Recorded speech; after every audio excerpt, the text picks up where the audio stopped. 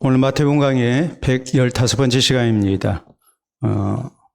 우리나라와 또 외국의 여러 가지 문화적 차이가 있죠. 그 가운데에 이제 외국인들이 우리나라에 왔을 때에 또 우리나라에 대하여 이렇게 새로운 그런 문화를 접하게 될 때에 놀라는 부분이 있습니다. 그것은 뭐냐면 여성들이 결혼하고 난 다음에 자기 성을 그대로 가지고 있는 거예요. 그렇죠? 우리가 알다시피 미국이나 유럽 또 가까운 일본만 하더라도 결혼하면 여자의 성은 누구를 따라갈까요? 남자를 따라갑니다. 남편을 따라가는데 우리나라는 자기 성을 이제 그대로 죽을 때까지 이렇게 가지고 삽니다. 오늘날에는 이제 남녀평등이라 해가지고 북의 그러니까 아버지 쪽 성과 그리고 어머니 쪽 성을 합쳐가지고 두 성을 이렇게 같이 사용하는. 일반적으로 이름이 이제 몇 자가 되겠습니까? 그러면 네 자가 되겠죠. 저 같은 경우는 이제 두 자입니다만은 네 자가 되는 이제 그런 경우가 이렇게 우리가 많이 봐요. 요새는 그런 이름들이 참 많거든요. 근데 이걸 보고서 야, 대한민국은 여성들의 인권이 여성들의 지위가 굉장하다. 자기 성을 가지고 이렇게 죽을 때까지 산다 하고서 그렇게 생각을 합니다. 근데 여러분이 우리 여성도들이 생각할 때 또 우리 남자분들이 생각할 때 그건 오해일까요? 진실일까요? 우리 여성도들이 죽을 때까지 자기의 성을 가지고 있는 것은 여성 인권이 그만큼 보장이 됐기 때문에 여성의 지위가 남성과 견주어서 조금도 이렇게 침해당하지 않고 대등한 입장이기 때문에 평등하니까 그러니까 여성들이 자기의 성을 죽을 때까지 가지고 산다. 이렇게 인정이 되나요? 아니랍니다. 아니래요. 이건 절대 아니래요. 우리가 여성분들이 결혼하고 난 다음에 성을 이렇게 그대로 유지를 하고 있지만 실제적으로 여성의 지위나 여성의 인권 문제는 거기에 미치지 못하고 오히려 여러분 아시다시피 이제 미국이나 유럽의 여성들이 우리나라 여성보다도 훨씬 인권을 보장받고 그리고 그 신분의 그런 보장과 또 개인의 자유가 권리가 이렇게 유지되고 있다는 거 보장을 받고 있다는 것 우리가 잘 알지 않습니까? 가정과 직장과 사회에서 우리 사회의 여성들은 아무래도 남성에 비해서 상대적으로 낮은 것이 사실입니다. 겉모습과 실제 모습이 전혀 일치하지 않는 모순이 되는 그런 모습에 이제 우리 여성들의 모습이고 우리 사회의 그런 인권의 모습이에요. 우리는 지난 시간에 서기관과 바리새인들의 잘못에 대해서 예수님께서 지적하시고 예수 그리스도의 제자로서 바른 신앙생활의 모습이 어떤 모습이 되어야 되는가 여기에 대해서 예수님께서 교훈하신 내용에 대해서 살폈습니다. 우리 예수님께서는 바리새인들의 외식주의 신앙을 경계하라고 말씀을 하십니다. 저희의 가르침만 받고 행위는 본받지 마라. 저희는 말로만 가르치는 사람들이다. 그리고 자기들의 안다는 것을 이렇게 과장하고 또 그것을 과시하기 위해서 율법의 여러 가지 조항을 만들어서 이 장로들의 유전이라 해서 전통이라 해서 이제 많은 백성들을 더 힘들게 만드는 사람들이다. 이런 말씀을 하시는 것을 봤죠. 그리고 이들은 사람에게 보이는 신앙생활을 하고 있다. 사람의 영광을 위해서 신앙생활을 한다. 우리가 바르게 신앙생활을 하려면 우리는 마땅히 외식주의 신앙을 경계하고 우리가 말씀을 배운 대로 이제 그 말씀대로 살고자 하는 노력이 있어야 되고 우리는 사람 앞에서 신앙생활하는 것이 아니라 하나님 앞에서 신앙생활을 해야 된다. 그리고 우리 주님께서 강조하신 것은 이것이었어요. 왜 이렇게 저희가 자기들의 아는 것만 과시하고 그리고 사람의 영광을 구하는 그런 신앙생활을 하게 됐는가? 그 모든 것은 영적인 잘못된 선민의식과 교만 때문에 그런 것이다. 진정한 예수 그리스도의 제자된 신앙생활의 모습, 하나님 앞에서의 바른 신앙생활의 모습은 우리가 겸손함 속에 섬기는 자로서 우리가 살아가는 것이 그것이 우리 주님께서 바라시는 바른 신앙생활의 모습이다. 이것을 우리가 지난 시간에 살폈습니다. 이것이 예수 그리스도의 제자답게 사는 모습이고 그리스도인답게 사는 모습이라는 것이 이제 우리 주님이 강조하신 내용이었죠. 오늘 성경 말씀은 우리 예수님께서 이런 바리새인들과 서기관들에 대해서 책망하시고 저주하는 내용입니다. 그래서 우리 주님은 이렇게 잘못된 신앙생활의 모습이 얼마나 하나님 앞에 잘못된 것인가, 이것이 얼마나 하나님의 무서운 진노와 또한 하나님의 저주를 받을 일이 되는가, 여기에 대해서 강조를 하시면서 저희에게 경고를 하고 계시는 거예요. 또 예수 그리스도의 제자된 우리에게 역시 같은 경고를 하시는 거예요. 그래서 오늘 성경 말씀 또 다음 시간 우리가 살필 말씀을 보면 7가지 화 있을진저라는 말씀이 이렇게 등장을 합니다. 그래서 이것을 가리켜서 7화선언이라고 말을 합니다. 7가지 하나님의 저주에 대해서 우리 예수님께서 선언하신 것이다라고 말씀을 하고 있는 거예요. 자, 그 가운데 오늘 본문 성경은 첫 번째에서 네 번째 이 화 있을진저라는 저주에 대한 말씀이 이렇게 선포가 되고 있습니다. 자, 그렇기 때문에 이 네 가지 저주에 대한 내용을 살펴서 우리에게 그런 모습이 있지 않도록 해야 돼요. 우리 주님께서 우리의 신앙생활의 모습을 보고 그리스도인답게 예수 그리스도의 제자답게 산다고 인정을 하시고 우리에게 화 있을진저가 아니라 뭐라고 말씀하시면 좋겠어요? 복이 있을진저라고 말씀하셔야 하지 않겠습니까?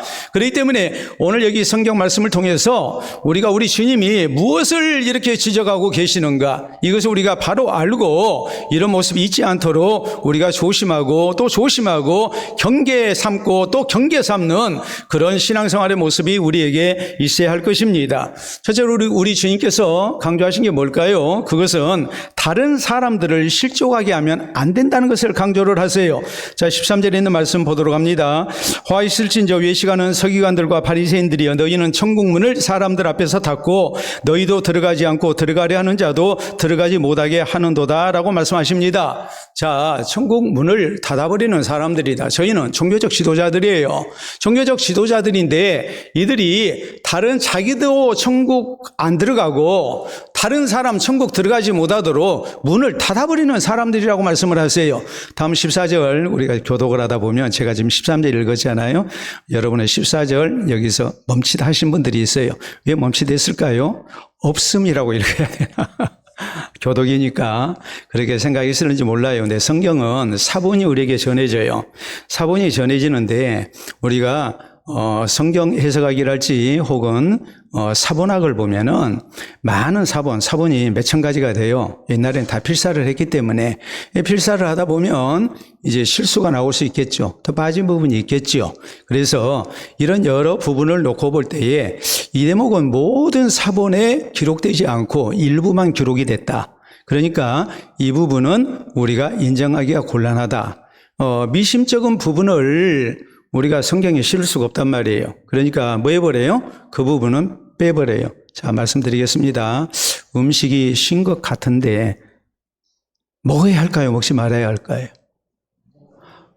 먹어봐야 알아요? 안 먹어야죠. 예?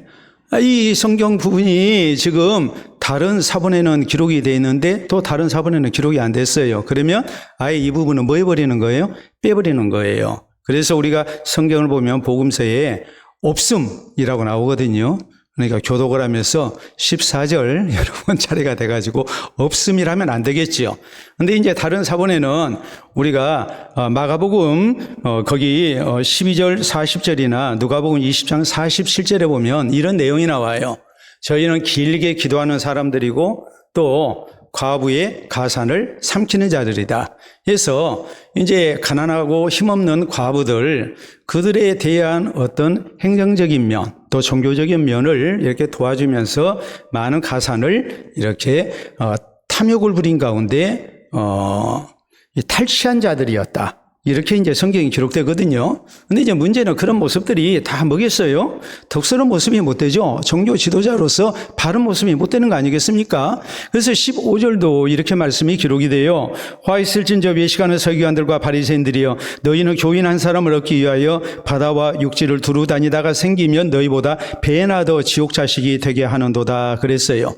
당시 서기관과 바리새인들은 열심으로 제자를 얻기 위해서 노력을 했습니다. 뿐만 아니라 이방 교정자를 얻기 위해서 열심으로 하나님의 말씀을 가르쳤어요. 근데 문제는 저희가 하나님의 말씀을, 하나님의 율법을 바로 가르치지 아니했어요.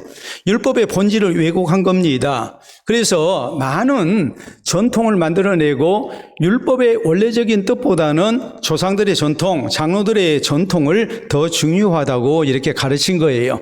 결과적으로 잘못된 길로 사람들을 인도하는 거죠. 그래서 천국 구원에서 멀어지게 하는 거예요. 자기도 못 가고 내가 가르치는 사람도 못 가게 하는 거예요. 그러니까 예수님께서 뭐라고 말씀하세요? 화 일슬진저라고 이렇게 저주를 하고 계시는 것입니다.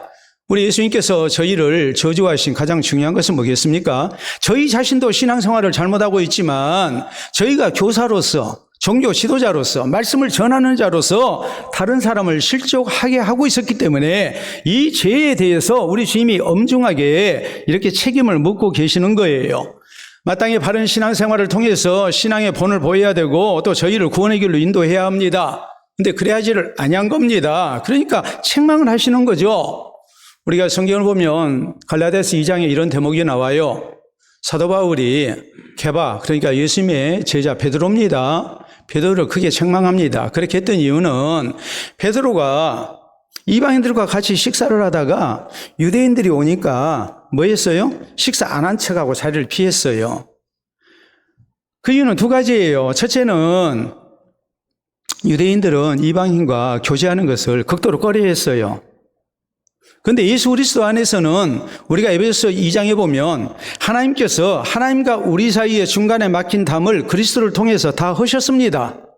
그래서 하나님과 우리 사이에 막힌 담이 없게 하셨어요. 예수 그리스도의 이름으로 내가 곧 길이요 진리요 생명이니 나로 말미암은 자는 아버지께로 나아갈 자가 없느니라. 그래서 우리는 예수 그리스도의 이름으로 하나님 앞에 나아갈 수 있는 제사장들이 됐어요.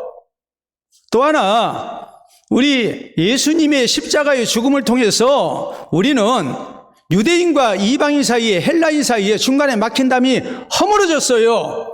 이제는 그 누구든지 예수 그리스도를 구주로 믿기만 하면 구원을 얻게 돼요. 오직 성령이 너에게 임하시면 너희가 권능을 받고 예루살렘과 온 유대와 사마리아와 땅끝까지 이르러 내 증인이 되리라. 누구든지 주의 이름을 부르는 자는 구원을 얻으리라. 이렇게 성경은 말씀하셔서 이방인과 우리 사이에 더 이상의 담이 없습니다. 중간에 막힌 담이 없어요. 그러니까 얼마든지 이방인과 유대인으로서 교제를 해도 잘못이 없어요. 그런데 베드로가 혹시라도 다른 유대인들이 이 문제를 가지고서 이방인과 교제했다 할까 봐서 그것을, 그 말 듣는 것을 두려워해 가지고 같이 식사를 안 한 척 했단 말이에요. 또 이방인과 같이 식사를 하는데 유대인들은 우리가 레위기에 있는 말씀대로 하나님께서 먹으라 하신 음식만 먹어야 돼요. 여러분, 이슬람 교도들, 그들이 먹는 음식이 있죠. 그걸 뭐라고 얘기합니까? 할랄 식품이라고 얘기를 합니다. 자기들 율법에 먹으란 것만 먹어야 해요. 마찬가지로 유대인으로서 하나님께서 먹지 말라 하신, 구약에 먹지 말라 하신 음식을 먹는 것, 그것이 아무래도 걸리기 때문에 이방인들과 식사하면서 지금 그걸 먹고 있는 거거든요.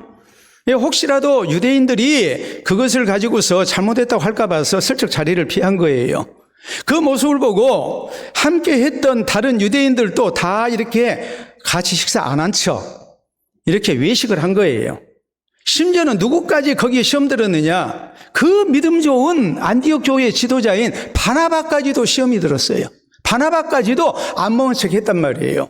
그러니까 베드로 사도를 향해서 사도 바울이 호되게 책망을 하죠. 네가 어떻게 유대인으로서 하나님의 말씀대로 살지 못하면서 그렇게 다른 사람을, 이방인을 유대인처럼 살게 하려고 하느냐? 그게 잘못되지 않느냐? 하고서 많은 사람들 앞에서 베드로를 면박을 줘버립니다. 우리가 요한 3서 1장에 있는 말씀을 보면 사도 요한은 아주 신앙생활을 잘하는 가이오를 축복하죠. 사랑하는 자여, 내 영혼이 잘된 같이 네가 범사에 잘되고 강건하기를 내가 간구하노라 그랬어요. 그러면서 가이오에 대한 아름다운 소문, 가이오가 순회 전도자들 이렇게 대접하고 어려운 사람들 많이 도와주고 하는 것에 대한 이런 아름다운 소문을 듣고 내가 참 기뻐했다. 그러면서 가이오에게 교회 안에 이런 사람 조심해라라고 이렇게 경고를 하죠. 경고했던 사람이 누굽니까? 디오드레베입니다. 디오드레베라는 사람은 교회의 지도자였는데 이 사람은 어떤 사람이었느냐? 으뜸되기를 좋아하고 그리고 목회자들을 대적하고 교인들이 자기를 따르지 않냐고 자기 말을 안 들으면 그 사람을 교회에서 내쫓는 사람이에요. 그러니까 이런 못된 사람 조심해라. 이런 사람 가까이 하지 마라. 교회의 지도자가 돼가지고 다른 성도가 신앙생활 바르게 하는 것을 방해하고 있는 거예요. 그러니까 이름을 쓰면서 이런 사람을 조심하라고, 이런 사람 가까이 하지 말라고 이렇게 엄중하게 경고를 하고 있는 거예요. 저희의 잘못이 무엇입니까? 이제 교회에 처음 나온 사람이 아닙니다. 교회의 지도자예요. 가르치는 사람이에요. 이런 사람이 나중된 성도들에게 본이 되고 저희를 구원의 길로 인도해야 할 사람인데 오히려 본이 되지 못하고 다른 성도들을 시험 들게 만들고 있는 거예요. 그러니까 우리가 디모데전서 4장 12절 이하에 있는 말씀을 보면 디모데를 향해서 바울 사도가 강조하는 말씀이 그것이죠. 너는 말과 행실과 사랑과 믿음과 정절에 믿는 자들의 본이 되라. 전심전력에서 내게 맡기신 직분을 잘 감당해라. 그러면서 뭐라고 말씀합니까? 너의 믿음의 진보와 성숙을 사람들에게 나타내라. 이렇게 함으로써 너 자신을 구원하고 내게 맡겨준 사람들을 네가 구원의 길로 인도할 수 있을 것이다. 본이 되는 것에 대해서 강조를 하고 있는 것 아니겠습니까? 여러분, 다른 사람을 실족하게 하는 일, 이게 교회 밖에서 벌어지는 일이 아닙니다. 어디서 벌어지고 있는 거예요? 교회 안에서 벌어지고 있는 거예요. 오늘 우리에게도 그렇죠. 누구 때문에 교회 못 다니겠다. 누구 때문에 신앙생활 하기 힘들다. 이렇게 되면 곤란하지 않겠습니까? 교회 밖에서도 우리가 불신자들에게 신앙생활의 아름다운 본이 돼야 되고 교회 안에서도 우리가 바른 본을 보여야죠. 나중된 성도들을 바른 길로 인도해야죠. 직장인 1271명을 대상으로 설문조사를 해봤습니다. 직장 동료 가운데 병을 주는 사람이 있는가라고 물었더니 82.4%가 있다고 그랬어요. 1위가 일하지 않고 뺀질거리는 동료, 다음으로 자신의 의견만 고집하는 사람, 세 번째 남의 험담과 뒷담화를 하는 사람, 네 번째 자신의 실수와 잘못을 절대로 인정하지 않는 사람, 다섯 번째 불평을 입에 달고 사는 사람. 또 물었어요. 함께 일하면 힘이 되는 동료나 약이 되는 동료가 있는가라고 물었더니 75.9%가 또 있다고 그랬어요. 이런 사람 어떤 사람인가? 인간미 넘치는 동료, 일처리가 확실한 사람, 업무를 적극적으로 도와주는 사람, 자기 일은 확실하게 책임지고 일을 하는 거예요. 그뿐만이 아니라 일처리하는데 좀 서툴고 그런 사람을 옆에서 같이 도와주는 거예요. 여기 지금 나와 있는 말씀을 보면 이게 꼭 직장에서 회사에서만 해당되는 말씀이 아니죠. 교회 안에도 우리가 설문조사를 해보겠습니다. 병을 주는 교인이 있습니까? 있을까요? 없을까요? 있어요. 있어야 정상이죠. 우리가 다른 사람에게 항상 위로가 되고 힘이 되고 본이 되고 약이 되는 사람입니까? 목사님 저부터 못하는데, 예? 저 때문에 시험 든 사람도 많잖아요. 예? 그런데 오늘 어쩔 수 없이 지금 이 자리에 나와 계신 분도 있잖아요. 오늘 주일 낮에 예배 소중히 여기라고 설교를 했으니까 오늘 좀 안 나오시는 분들 지금 나와 있잖아요, 지금. 예? 아니, 목사가 그것밖에 안 되는데 여러분들을 우리가 서로에게 항상 본이 되고 우리가 기쁨이 되고 감사가 되는 그런 같은 교우라고 이렇게 선뜻 대답이 나오겠습니까? 저는 그게 정상이라고 봐요. 근데 우리가 그렇잖아요. 다른 사람 시험 들기도 하지만 또 한편으로 어떤 때는 우리가 잘한 때도 있잖아요. 예? 직장인들 1271명을 대상으로 물으니까 힘이 되는 사람, 약이 되는 사람이 있느냐 했더니 70% 이상이 있다고 그랬고 또 병을 주는 동료가 있냐 했더니 80% 이상이 또 있다고 그러잖아요. 그러니까 이것은 곧 뭘 얘기하겠어요? 잘할 때도 있고 못할 때도 있다는 얘기거든요. 우리의 모습이 그래요. 교회 안의 모습이 그래요. 교회 밖에 있는 사람은 우리의 모습을 보고 신앙생활을 하고 싶지가 않습니다. 교회 안에 있는 성도는 누구 보기 싫어서 교회 오기가 싫어요. 주의 교회를 섬기면서도 시험 드는 거예요. 아, 저분은 왜 저러지? 이런 잘못이 우리에게 있어서는 안 된다는 말이에요. 그러니까 그렇잖아요. 그리스도를 만나기 전에 먼저 좋은 그리스도인을 먼저 만나는 거예요. 다시 말하자면 그리스도를 만나지 못하는 사람들은 먼저 누구를 만난 겁니까? 바르지 못한 그리스도인을 만나버린 거예요. 그러니까 교회 오는 거 힘들어져요. 우리에게 분명한 것은 우리의 신앙생활 속에서 우리가 다른 사람이 구원 얻는데 디딤돌이 돼야지 걸림돌이 돼서는 안 돼요. 누구 때문에 내가 교회에 다니기 싫다, 누구 때문에 내가 안 믿는다, 이런 말이 안 나오도록 해야 돼요. 그렇게 되면 나도 천국 못 가고 천국 문을 닫고 다른 사람들 못 들어가게 하는, 예수님이 그런 사람을 볼 때에 복이 있을진저 하신 것이 아니라 화 있을진저라고 말씀하실 수밖에 없다는 것을 두렵게 여겨야 해요. 항상 다른 사람에게 본이 되는 아름다운 신앙생활을 통해서 우리를 보고 다른 사람이 구원을 얻는 아름다운 역사가 많이 일어날 수 있기를 바랍니다. 두 번째, 우리가 생각해야 할 것이 있어요. 저희의 잘못된 신앙생활의 모습이 뭐였을까요? 그건 거짓 맹세하는 일이었어요. 자, 16절에 있는 말씀 봅니다. 화 있을진저 눈먼 인도자여, 너희가 말하되 누구든지 성전으로 맹세하면 아무 일 없거니와 성전을 금으로 맹세하면 지킬지라 하는도다. 또 17절, 어리석은 맹인들이여, 어느 것이 크냐?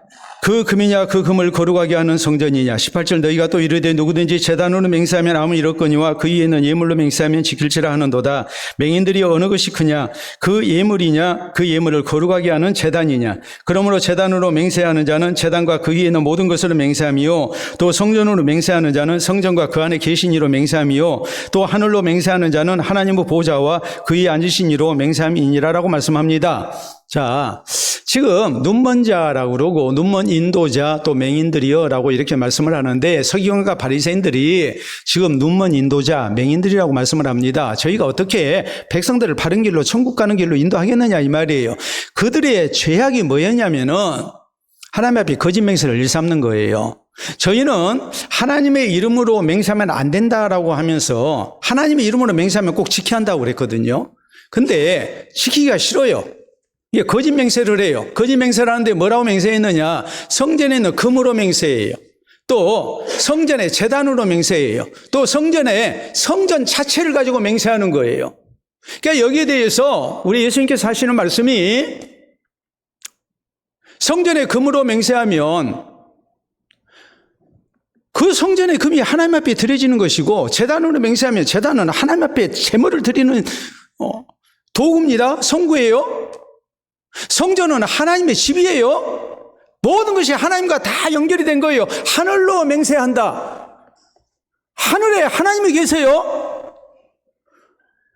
이 바리새인들과 서기관들은 어떻게 얘기했냐면, 하나님의 이름으로 맹세하는 것을 우리가 지켜야 하고, 성전에 금으로 맹세하거나 제단으로 맹세하거나 하늘로 맹세하거나 혹은 성전으로 맹세하는 것은 우리가 경우에 따라서 지키지 않아도 된다, 이렇게 가르친 거예요. 그리고 자기들이 맹세할 때는 하나님으로 맹세하는 것이 아니라 뭐로 맹세해요? 성전의 금으로, 성전의 제단으로, 하늘로, 또 성전으로 맹세를 하는 겁니다. 그리고 안 지키는 겁니다. 그러니까 그 맹세가 다 거짓말이 되는 거예요. 예수님 말씀하십니다. 성전의 금이 다 하나님께 바쳐진 거다. 제단도 하나님이 섬기는 거다. 하나님이 하늘에 계신다. 성전은 하나님의 집이다. 하나님이 계시는 것이다. 모든 것이 하나님과 연결되어 있는데 너희가 이렇게 거짓된 맹세를 하면 그것이 하나님을 우롱하는 것이고 하나님을 욕되게 하는 것이지 어떻게 바른 신앙이라고 얘기할 수 있겠느냐. 그러니까 예수님 말씀하십니다. 화 있을진저 눈먼 인도자여 맹인들이여 라고 이렇게 말씀을 하시는 거예요. 우리 오늘 신앙생활 속에서 우리가 기억을 해야 돼요. 거짓 맹세라는 것이 얼마나 잘못된 것인가를 우리가 기억을 해야 됩니다. 성경은 신명기 23장 21절에 하나님께 한 서원은 반드시 지키라고 그랬고, 우리가 시편 15절 4절에 있는 말씀을 보면 주의 성산에 오를 자가 누구입니까 하면서 여러 가지 조건이 나오죠. 그 가운데 하나가 빼놓을 수 없는 것이 한 번 서원한 것은 해로울지라도 지키는 사람이다.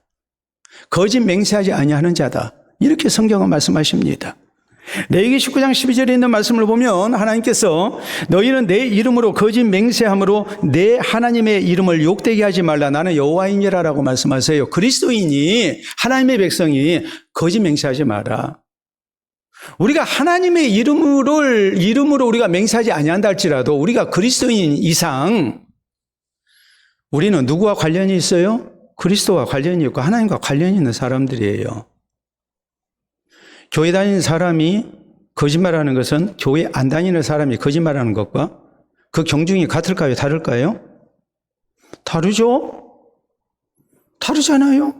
부모가 거짓말하는 것과 자식이 거짓말하는 것은 같을까요? 다를까요? 같을까요? 다를까요? 다르죠. 대답이 벌써 기어 들어갑니다. 네? 어린이 잘못하면 아이가 잘못한 것보다도 더 책임이 무겁잖아요. 우리가 성경에 보면 여호수아서 9장 14절에 이스라엘 백성들이 하나님의 명령을 따라서 가나안 정복에 나설 때에 이제 그런 문제가 생깁니다. 기본 거민들이 생각할 때에 가나안 땅에 살고 있는 다른 원주민들이 이스라엘 백성들을 대적하다가 다 진멸당했거든요. 이스라엘은 하나님이 계시고 이스라엘 백성과 우리가 같이 싸우는 것은 이건 다 죽는 길이다 생각을 하고 이제 계략을 썼어요. 그 계략이 뭐냐면 자기들 가운데 사람을 뽑아가지고 헤어진 옷을 입히고 헤어진 신발을 신기고 그리고 다 헤어진 가죽 부대에 거기에다가 물을 담고 그리고 또 곰팡이 난 떡을 소지하게 하고 해서 이스라엘 백성들을 찾아가게 합니다. 그리고 하는 얘기가 우리는 멀리 사는 사람들입니다 하면서 당신들에 대한 소문을 듣고 우리가 당신들과 화친하기 위해서 왔습니다 그랬어요. 근데 뭔가 좀 마음에 걸려요. 이 사람들이 원주민들 같아요. 하나님이 진멸하라 하신 원주민들 같아요. 여호수아와 이스라엘 지도자들이 봤을 때 이 사람들 뭔가 수상해요. 근데 얘기하기를 아니 우리는 여기 사는 사람들 아닙니다. 아주 멀리 사는 사람들입니다 하면서 지금 거짓말을 하는 거거든요. 그러니까 우리가 여호수아서 9장 14절에 있는 말씀을 보면 여호수아와 이스라엘의 지도자들이 여호와께 묻지 아니하고 저희에게 약속을 해버렸어요. 그래 우리가 너희들을 멸하지 않겠다. 너희들을 공격하지 않겠다. 우리가 서로 형제처럼 지내자. 화친조약을 맺었습니다. 사흘이 지나고 난 다음에 저희가 사는 마을을 찾아갔더니 이 사람들 가나안 원주민들이에요.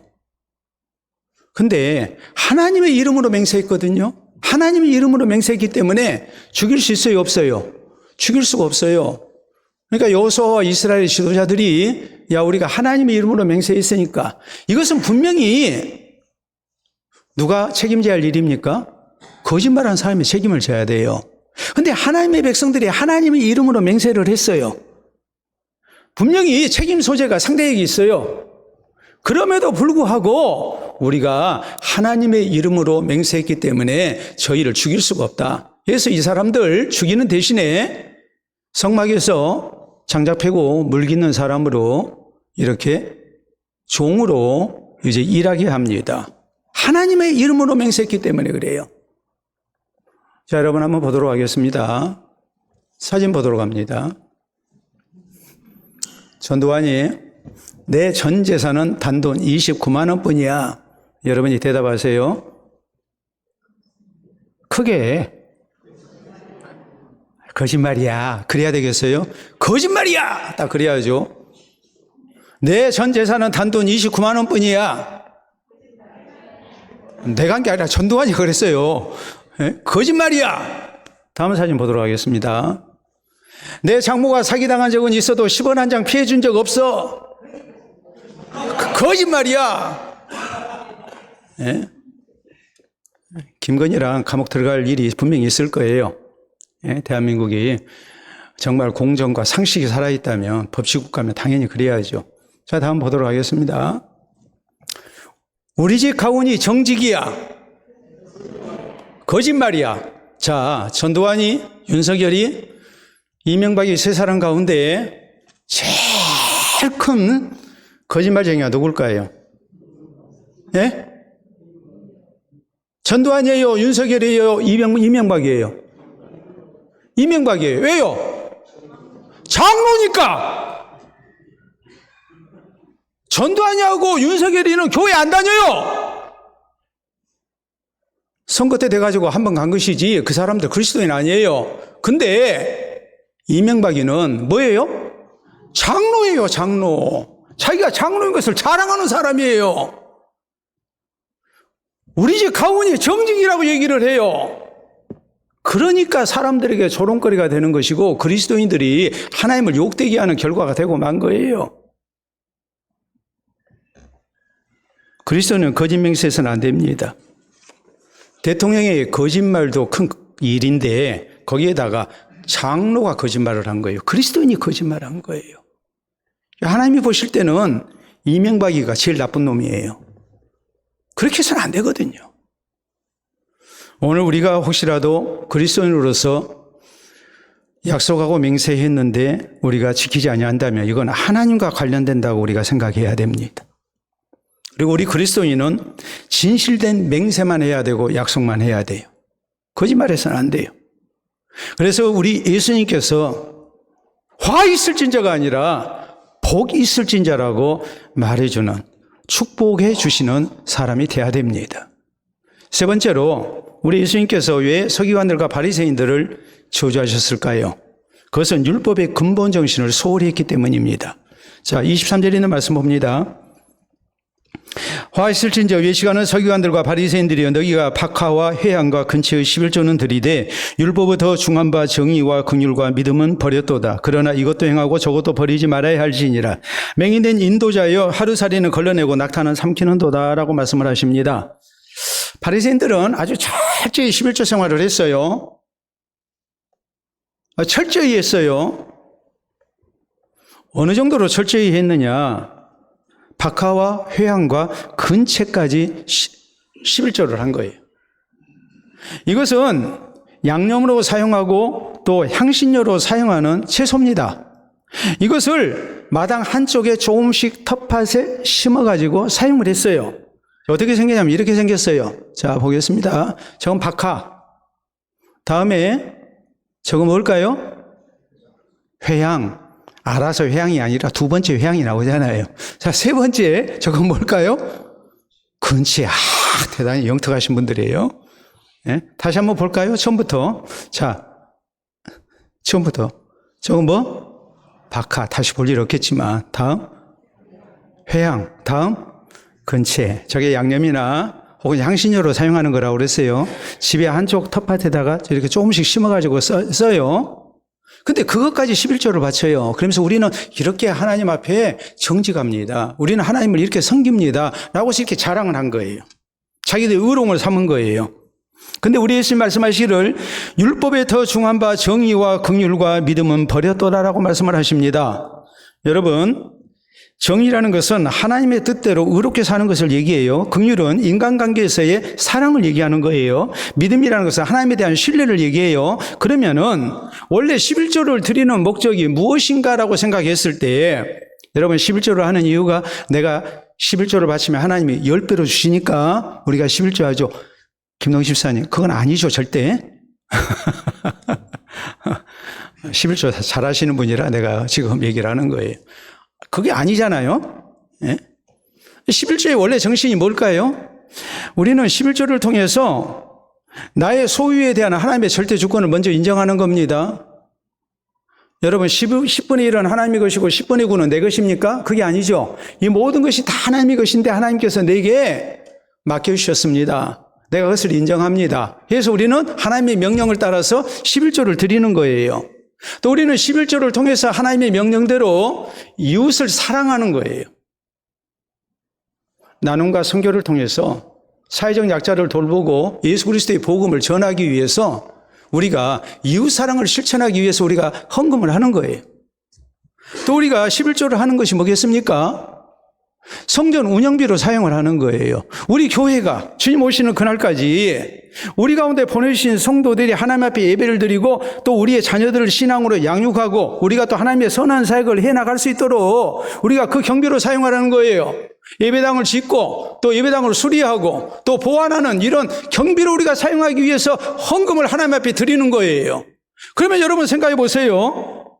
11조를 통해서 하나님의 뜻, 정의대로 사용을 해야 되고 또 하나님에 대한 전적인 신뢰를 고백을 해야 한단 말이에요. 근데 바리새인들의 11조는 그 실천이 아니었어요. 저희는 11조를 통해서 자기 의로움을 나타내요. 11조를 통해서 하나님의 뜻대로 살고자 하는 다짐이 더 있음에도 불구하고 그리하지 아니했고 11조를 통해서 연약한 이웃을 돌보고 이웃사랑을 실천해야 함에도 불구하고 그런 목적으로 하나님 앞에 11조를 드린 게 아니었어요. 또 저희는 하나님을 향한 전적인 믿음, 신뢰를 가지고 하나님을 의지하고 사는 것이 아니라 자기 잘난 맛에 사는 사람들이었어요. 그러니까 예수님 말씀하시는 거예요. 너희가 물질에 11조는 했다마는 생활에 11조는 하지 아니했다. 진정한 11조를 하지 아니했다고 말씀하세요. 그래서 우리 예수님 뭐라고 말씀하십니까? 11조 하지 말라고 그랬습니까? 11조 하라고 그랬어요? 하지 말라고 그랬어요? 하라고 그랬죠. 이것도 하고 저것도 행하여야 할지니라. 11조도 우리가 해야 해요. 그리고 우리의 생활 가운데서 정말로 하나님의 뜻을 따라 살고 우리가 이웃을 사랑하고 또 전적으로 내 삶의 주인이 하나님이신 것을 고백하며 우리가 하나님을 신뢰하고 사는 믿음의 자세가 우리에게 있어야 그게 진짜 11조 하는 거예요. 그런데 그래야지 아니하니까 예수님이 24절에 말씀하십니다. 맹인된 인도자여 하루살이는 걸러내고 낙타는 삼키는도다. 자, 우리가 레위기에 있는 말씀을 보면은 하루살이나 낙타는 하나님이 먹지 말라 하신 거예요. 부정한 짐승이에요. 하루살이는 가장 흔한 곤충이죠. 한편으로 가장 작은 거예요. 낙타는 당시 이스라엘 사이에서 볼 때에 아주 큰 가축이에요. 제일 큰 가축이에요. 자, 이 하루살이가 포도주나 음식에 이렇게 빠지게 됩니다. 물에 빠지게 됩니다. 그냥 마셨을까요? 이걸 걸러냈을까요? 당연히 걸러내죠. 예? 예수님의 말씀은 너희가 하루살이는 걸러내고 낙타는 그냥 삼켰다. 이 말의 의미는 작은 것은 하는 것 같은데 진짜 중요하고 큰 것은 했다는 얘기, 안 했다는 얘기예요. 안 했다는 얘기. 외식적인 신앙의 모습이 그렇게 나타난 거예요. 우리가 성경을 보면 안식일을 지킨다면서 병자를 치유하는 일은 금하죠. 소나 양이 구덩이에 빠지면 건져냅니까? 건져내지 않습니까? 건져냅니다. 여러분, 사람 생명이 중요합니까? 가축이 더 중요합니까? 당연히 사람 생명이 중요하죠. 사울왕이 아말렉을 진멸하라는 하나님의 명령에 대해서 우리가 사무엘상 15장에 보면 이제 그런 문제가 생기죠. 아말렉을 진멸하라고 그랬는데 그 가축대 가운데 양떼 소떼 가운데 좋은 것을 남겨두고 하찮은 것만 다 죽였거든요. 그리고서 하나님 명령대로 했습니다 그랬어요. 근데 남겨놓은 것이 있었잖아요. 좋은 것은 남겼잖아요. 왜 그러냐고 사무엘이 책망하니까 백성들이 좋은 것을 하나님 앞에 바치자고 해서 그랬습니다라고 이렇게 둘러대죠. 그게 넘어가겠습니까? 온전히 하나님 앞에 드리지를 못하는 거예요. 여러분, 법률 용어 가운데 희생자의 법칙이라는 게 있어요. 자, 여러분 생각해 보세요. 어떤 사람이, 여러분이 법관이라고 생각합시다. 어떤 사람이 사기죄를 저질렀어요. 피해액이 1억 피해를 입혔어요. 몇 사람한테. 그런데 더 큰 사기꾼이 있어가지고 그 사람은 여러 명한테 수십억의 사기 피해를 이렇게 발생케 했어요. 자, 똑같이 사기죄를 저질렀지만 두 사람의 형량이 같겠습니까? 다르겠습니까? 빨리 대답합시다. 같겠어요? 다르겠어요? 당연히 달라야죠. 자, 살인을 저질렀습니다. 근데 한 사람을 죽인 사람과 10명을 죽인 사람은 형량이 같을까요? 다를까요? 달라야죠, 당연히. 그게 정상이죠. 어떤 사람이 절도죄를 저질렀어요. 그래서 굉장히 많은 피해를 입혔어요. 그런데 주인은 상해를 입히지 않고 그냥 돈만 훔쳐가지고 나왔어요. 이런 사람하고 돈은 훔치지 않았는데 들키니까 그냥 죽여버린 사람이 있었어요. 누가 더 무서운 형벌을 받겠습니까? 사람 죽인 사람. 그러니까 희생자의 법칙이라는 것은 재물보다도 돈보다도 누가 더 중요해요? 사람이 중요하고 희생자가 몇 명이냐에 따라서 그 형벌이 달라진다는 것을 의미하는 거예요. 여러분 그러면 생각해 보세요. 우리가 법 정신이 인간미가 있어야 된다라는 말을 많이 합니다.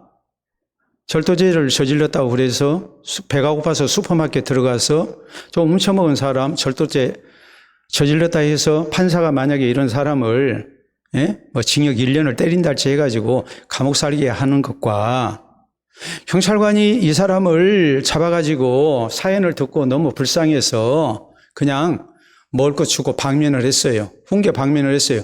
누가 더 잘한 겁니까? 판사가 잘한 거예요? 경찰이 잘한 거예요? 경찰이 잘한 거죠. 법에도 인간미가 있어야 된다고 얘기하거든요. 예? 정말 중요한 것이 무엇인가라는 것을 우리가 바로 알고 그것에 가치를 더 둬야 된다는 말이에요. 그런데 당시 서기관과 바리새인들은 이렇게 박하와 회당과 근처에 11조까지 바쳤으면서 실제적으로 하나님의 정의를 행하려 하고 또 저희가 이웃을 긍휼히 여기고 또 저희가 하나님을 향한 믿음으로 살았느냐, 그건 없었단 말이에요. 그러니까 예수님이 화 있을진저라고 저주를 하신 거예요. 우리 역시 마찬가지입니다. 나 예수님 믿고 술, 담배 끊었습니다. 술 먹지 않고 담배 피지 않습니다. 잘했죠? 그런 사람이 있으면 잘한 거예요? 못한 거예요? 잘한 거예요. 그 사람 천국 가겠어요? 안 가겠어요? 몰라요. 그러면 담배 핀 사람은 천국 갈까요? 못 갈까요? 그것도 몰라요.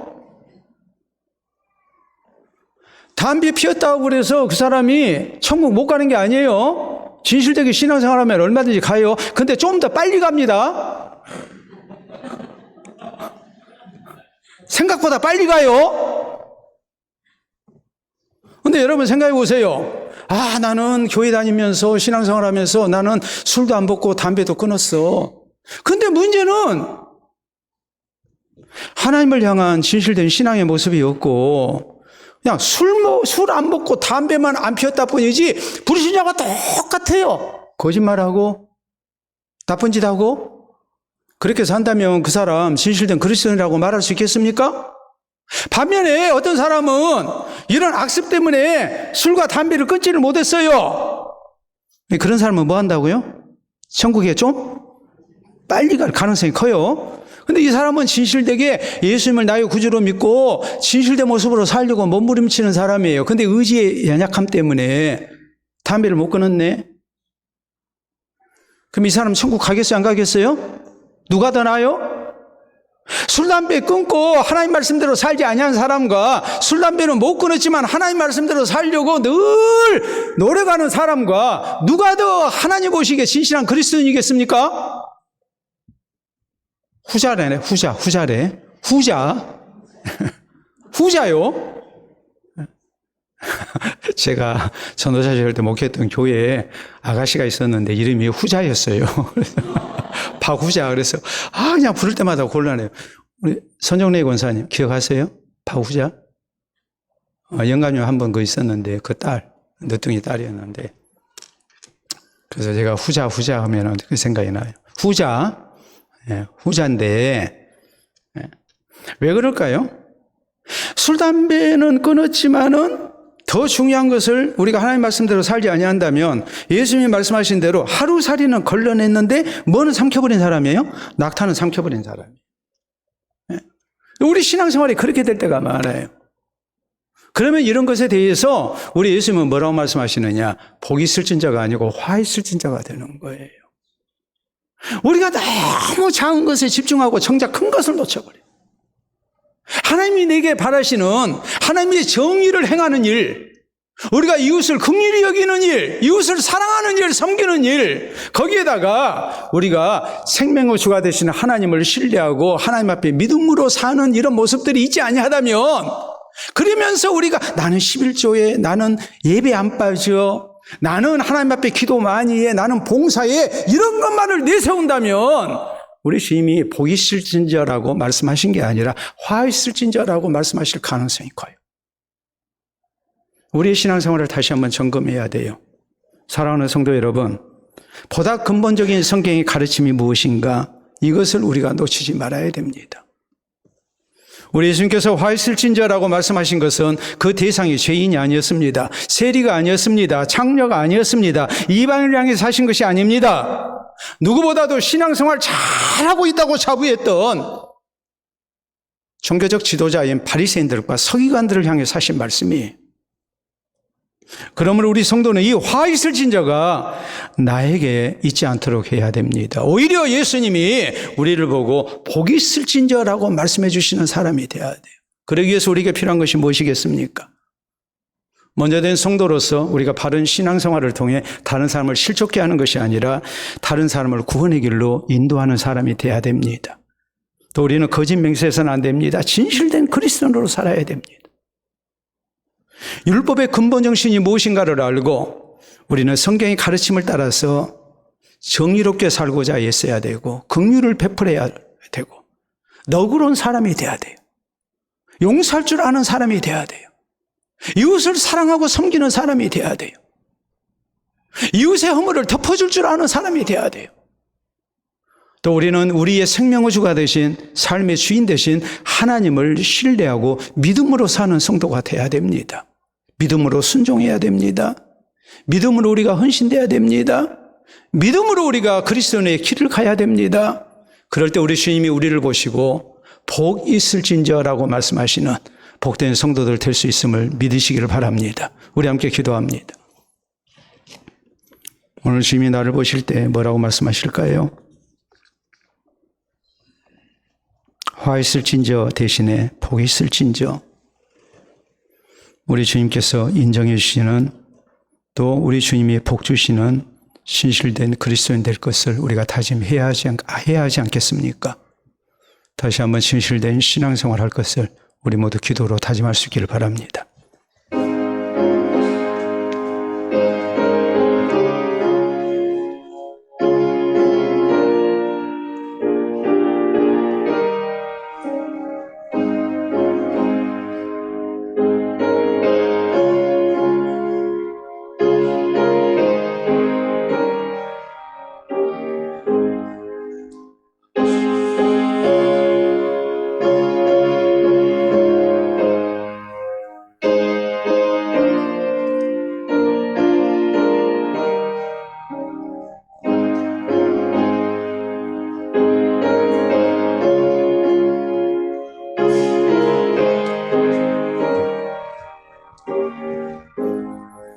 자비로우신 우리 아버지의 은혜를 진심으로 감사합니다. 말씀을 대할 때마다 내가 하나님 앞에 얼마나 부족한 죄인인가를 깨닫게 하시고, 또 살아계신 하나님 앞에 다시 한번 새 출발하기를 다짐토록 은혜 주신 줄로 믿고 감사와 영광을 돌려드립니다.